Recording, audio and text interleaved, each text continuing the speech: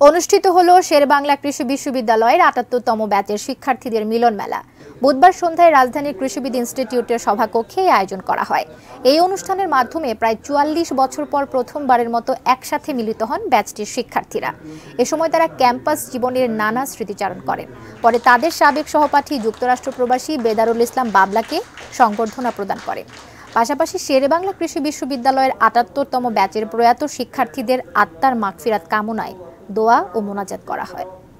আমাদের জীবন এক একটি অধ্যায়, কৃষি কলেজ, তারপরে তোমাদের যে ক্যারিয়ারের জীবন, সমস্ত কিছুরই একটা অম্ল মধুরতা আছে জীবনের সর্বক্ষেত্রে।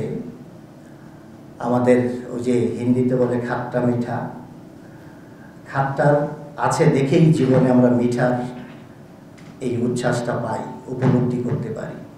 আমি বাবলা এখান থেকে চলে যাওয়ার পর উপরওয়ালার কৃপায় আমি যেখানটায় হাত দিয়েছি আমাকে আর পিছন ফিরে তাকাতে হয়নি।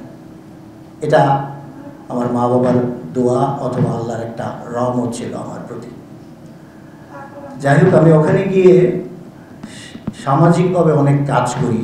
আমি শাহরিয়ার যেটা বলেছে, ফোবানা বলে একটা অর্গানাইজেশন আছে, যেটা হচ্ছে federation of Bangladeshi association in north America. এটা আমেরিকার বিভিন্ন অঙ্গরাজ্যে যে সোশ্যাল কালচারাল অর্গানাইজেশন আছে তাদের একটা মাদার অর্গানাইজেশন, এবং এই অর্গানাইজেশনের মাধ্যমে আমরা প্রতিটা স্টেটে প্রতিটা বছর বাংলাদেশিদের মিলন মেলায় পরিণত করি।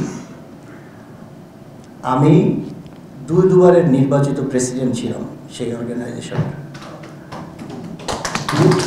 2000 সনে আপনারা অনেকেই জানেন, আমাদের গৌরবময় মহান মুক্তিযুদ্ধের সময় নিউ ইয়র্কের ম্যাডিসন স্কোয়ার গার্ডেনে একটা কনসার্ট হয়েছিল জর্জ হ্যারিসনের, এবং পণ্ডিত রবিশঙ্কর সেখানে ছিলেন। সেই বিখ্যাত ম্যাডিসন স্কোয়ার গার্ডেন আমি 2000 সনে বাঙালিদের এই মিলন মেলা করেছিলাম 3 দিনের জন্য।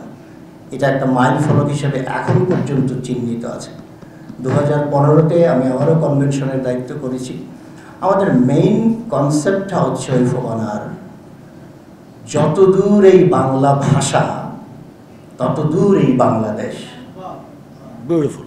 এটা আমাদের চিন্তা চেতনায় আত্মস্থ করে আমরা যেটা করি, আমাদের প্রজন্ম যারা ওখানে বেড়ে উঠছে একটা ভিনদেশীয় সাংস্কৃতিক পরিমণ্ডলে, তাদের মাঝে শেকড়ের সাথে কানেক্টিভিটিটা করা, তাদের চিন্তা চেতনা ভাবনায় আমাদের সাহিত্য, আমাদের সংস্কৃতি, আমাদের কবিগুরু রবি ঠাকুর, নজরুল, লালন সাহা, শাহ আব্দুল করিম সহ সবাইকে তাদের চিন্তা চেতনার ভাবনায় প্রতিস্থাপনিত করা।